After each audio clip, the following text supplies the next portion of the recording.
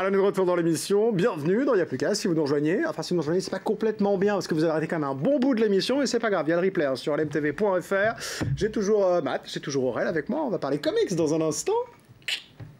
Ils sont contents. Voilà, ils sont contents. Aurel qui fait son intéressant, c'est formidable. Et juste en face de vous, deux, les garçons, j'ai Mathilda et Laura. Bonsoir les filles. Bonsoir. Bien, oh quel 3, 4, bonsoir. C'est pour rester dans l'idée chantante de ce début d'émission. Vous avez fait un truc super bien en stéréo, c'est impeccable. Morito Fraise, c'est sous ce nom-là qu'on vous connaît. Je suis obligé de mettre une mention, attention, l'abus de l'alcool est dangereux pour la santé, on est à la télé, c'est obligatoire. Hein, merci, avec vos complications de nom là, c'est pas facile. Fraise, ça fait moins bien. Pardon. Limonade. C'est vrai, c'est moins bon. Je comprends. Non, mais j'adore le nom, hein, c'est pas du tout. C'est juste des contraintes techniques, c'est ça, tout ça, on est obligé. Mais Morito Fraise, c'est vraiment un truc très frais. Mais on en parle dans un instant parce que pour l'instant, mais ça va vous intéresser. Vous allez voir, on va parler comics. J'imagine que le dessin, le comics, ça va vous intéresser. Ouais, bien sûr. Ah, merci. Elle veut bien qu'on en parle. On y va, la sélection comics.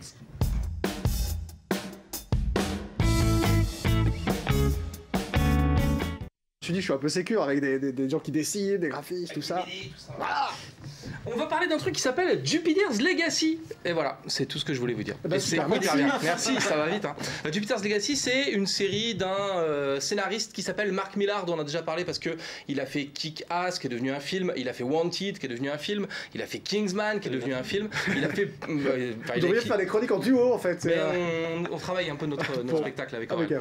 Et du coup, eh ben, il a un petit défaut, c'est que dans les nouvelles séries qu'il propose, souvent le début est bien, le pitch de l'histoire est super bien, et puis après ça déroule de façon un peu compliquée et ça finit en autre boudin, n'y allons pas par quatre chemins. On va fêter aujourd'hui le retour aux affaires de Mark Millar, le bon Mark Millar, celui qu'on aime, avec Jupiter's Legacy. Ça c'est le tome 1 et la nouveauté donc c'est le tome 2. Les deux sont sortis évidemment chez Panini Comics. De quoi ça parle?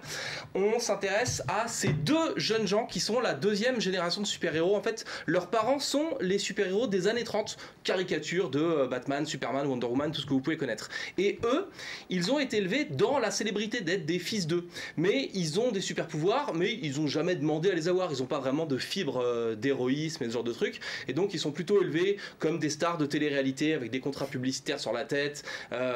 Franchement, on va pas y aller par quatre chemins, ce sont des gros branleurs détestables qui passent leur journée à se bourrer la gueule en boîte de nuit. C'est tout ce qu'on aime, c'est une jeunesse complètement dépravée.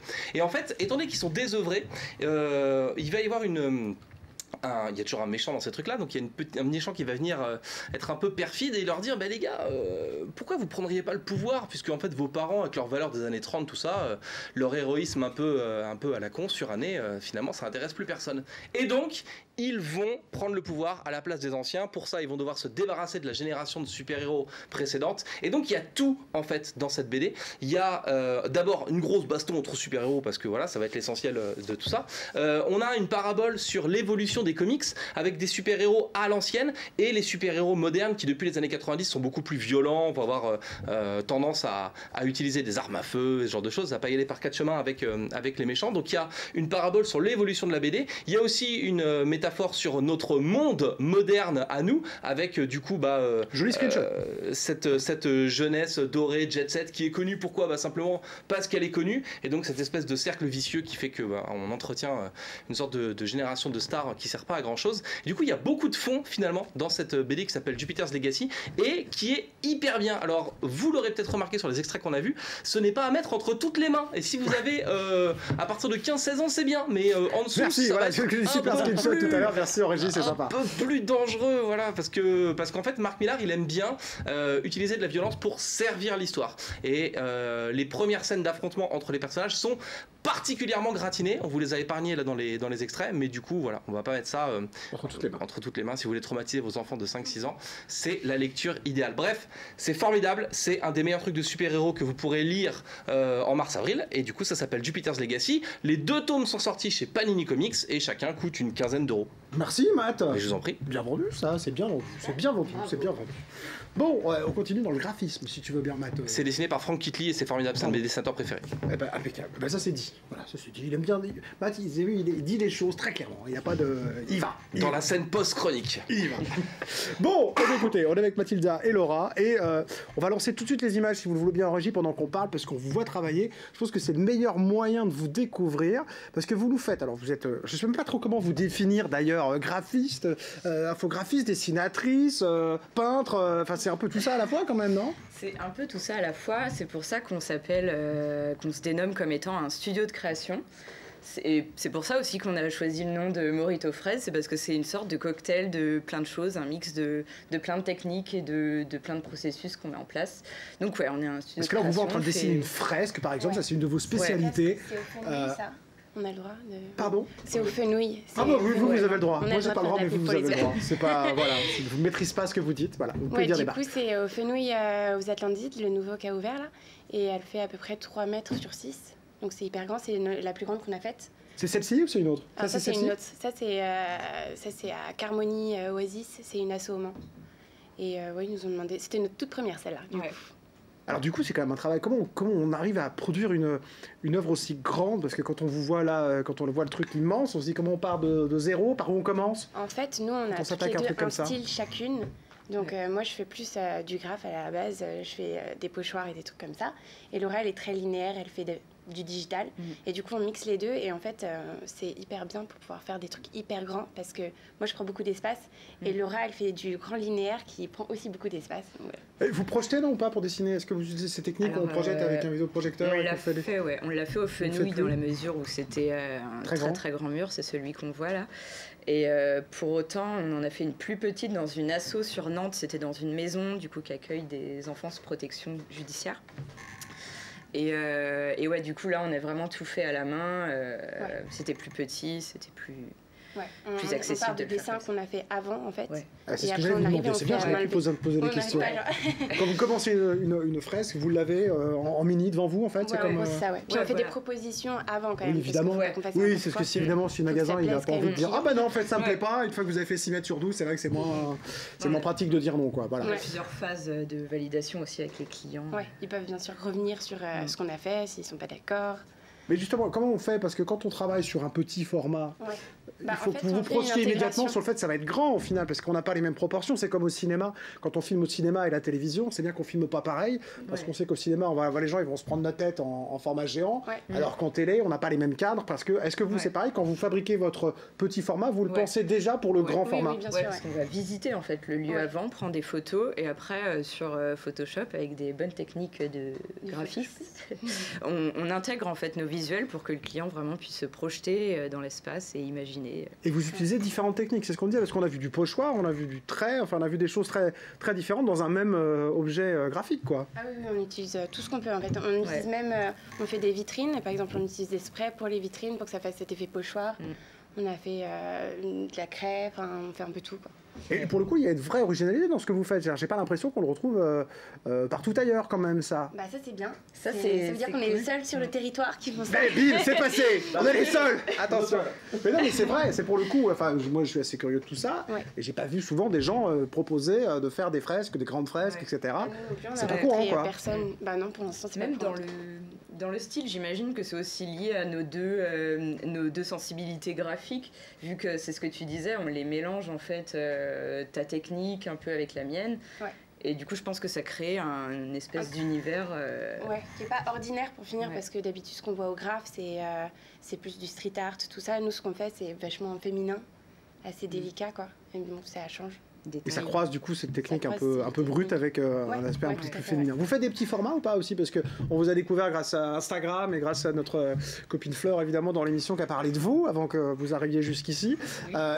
C'est joli aussi en petit en fait ce que vous faites. On peut avoir des choses plus petites de Morito Fraise? C'est différent ce qu'on fait en petit parce qu'on le fait chacune de nos côtés. Donc c'est nos pattes artistiques de chacune.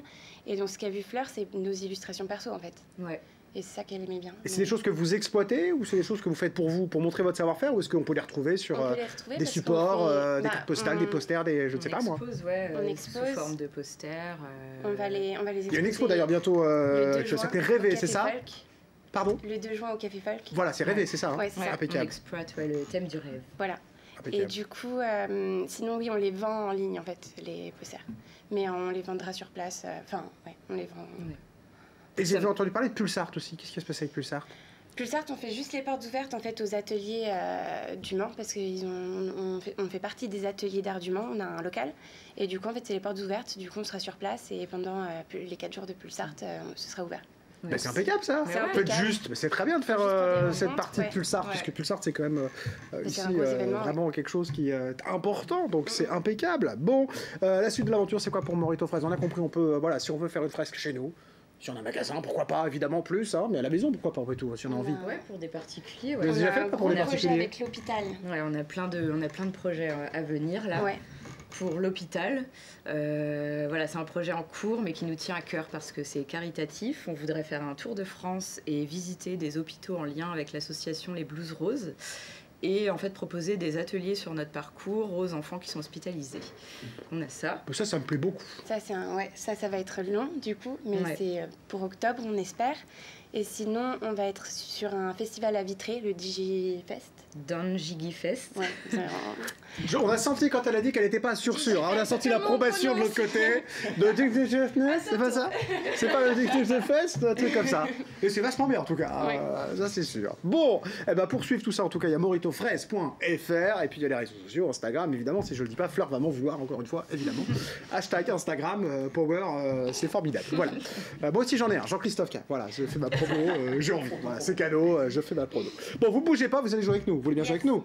Bon, allez, on va jouer avec notre ami Real. On va pas mettre de virgule là ce soir là parce que là on a un top générique. Là, c'est du... Donc attention, je vais faire le décompte comme en régie, tu sais, puis on va faire top générique. Vous êtes prêts en régie? Attention, 5, 4, 3, 2, 1, top générique. Ah ouais. Aïe aïe aïe. Il y a Matt qui est concerné. Je sais pas, qu'est-ce qu'on fait? On doit un générique ou on doit retrouver qui limite? Non, on sait qui limite, tu vois, voyons, Matt, voilà. En plus, il fait plus de télé, on est ravis de le revoir, Julien, quoi, c'est impeccable. Ouais, toujours, Jean-Christophe, tu veux jouer? Ouais, je veux jouer. Ouais. Bon, on va jouer. C'est cool. Qu'il n'y a plus le temps. Ah merde, c'est fini. J'ai oublié de donner un truc, un buzzer. Oh, c'est un hommage à Burger Quiz qui revient. Oui, il revient, mais on va faire une petite question. Oh yes. On a du matos dans cette émission, c'est de ouf. Alors, c'est simple, vous allez devoir trouver des films Disney, après une devinette. Alors, un point si vous trouvez le film Disney, et un deuxième point si vous trouvez l'année. Oula. Et là... Allons-y, 13-4 minutes, Laurel, on compte sur toi. Je suis une fille innocente et pure. Failli être tué par un chasseur atterri dans un gîte avec cette personne. je suis Blanche-Neige, j'ai laissé. Bravo. L'année. Oh, l'année. L'année, alors c'est compliqué. Je dirais dans les 60 mois. À 50 quelque chose. Et c'est encore avant. C'était 1937. Ben oui, c'est Ouais. Deuxième film. Je vais quand même ou pas, si j'ai pas de je puite quand même avec. Je puite quand même.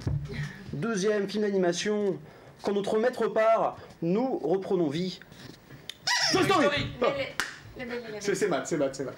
Bonne réponse, ouais. Toy Story. Déjà toutes les fiches. On a propriétaire, non, plutôt que maître? Oui, Ah ouais, propriétaire. C'est les jeux de voilà. Ouais. Deux, alors, plus dur. La sémantique orale, hein, c'est important. C'est important. Excusez-moi, prochaine fois, je m'améliorerai par rapport à ça. 32e long métrage d'animation de Disney. Un roi que les dieux craignent, même Chuck Norris. Je suis. Sorti en 1900. Jupiter, Très compliqué. Et aussi Disney a failli faire faillite avec ce film. C'est pas le plus connu. C'est Taram et le chaudron magique? Yep. C'est celui-là? C'était Taram et le chaudron magique qui a failli. C'était un gros flop commercial du coup. Et Disney a failli mettre la clé sous la porte. Chuck Norris? C'était un dieu Chuck Norris, je me suis dit. Mais ils vont bien maintenant en tout cas. Oui, ça va mieux. Ils vont très bien. Avant-dernier, j'ai fait la guerre, mais je dois me déguiser pour être prise au sérieux. Un dragon rouge. Oui. Oh merde, je suis trop vieux moi pour Mulan, c'est bon, c'est fini moi. Et l'année, du coup? 90 et quelques? Sur les années 90. C'est ça? 93. Non. 94. Trop tard. 98. 98. Et le dernier, le plus simple. Tout le monde connaît cette chanson, c'est une trilogie. C'est la première fois qu'on entend un bruit de paix dans un Disney. Et Elton John, avec Hans Zimmer, ont composé la chanson. Je suis. Ouais, le Roi Lion, ouais, bravo. Il est fou cet Aurel, voilà. Oui, c'est moi-même. Bonsoir. Trilogie. Il y a le Roi Lion 1, le 2, il y a le 3. Ouais, c'est pas des vrais, mais il y a quand même 3 Rois Lions. Ah oui, il y a 3 Rois Lions, ils sont bien pourris. Il est directement direct DVD du coup. Les suivants, ils sont bien pourris. Ah oui, bah comme toutes les suites. Ouh là là, bien caca. Aladdin 2, c'est pareil. Aladdin 2, c'est pas terrible non plus. Elles sont indisciplinées, ces filles, elles s'en fichent, elles écoutent même pas Aurel, bravo.